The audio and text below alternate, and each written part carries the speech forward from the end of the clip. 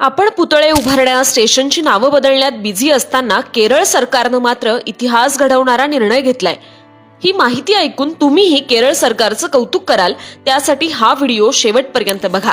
तर निर्णय असा आहे की केरळमध्ये आता पदवीपर्यंतचं शिक्षण मोफत मिळणार आहे।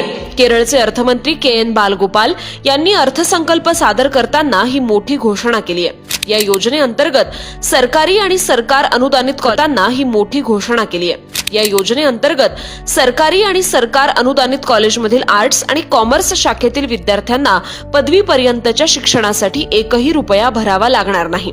आज देशात अशी अनेक हुशार टॅलेंटेड मुलं आहेत ज्यांचं शिक्षण फक्त पैशानभावी अर्ध्यावरच थांबतं।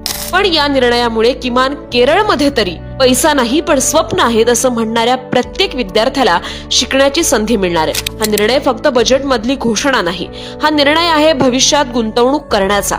निवडणुका आल्या की धर्म, जात, मंदिर, मशीद, धर्म धोक्यात, हरा कर देंगे असे मुद्दे चर्चेत असतात, पण मुख्य शिक्षणाचा मुद्दा मात्र मागेच राहतो। पण याची सुरुवात कुठून तरी झाली ही एक पॉझिटिव्ह गोष्ट आहे। तुम्हाला हा केरळ पॅटर्न पूर्ण भारतात राबवला जावा असं वाटतं का? नक्की कमेंट करा आणि संवाद सेतूला फॉलो करा।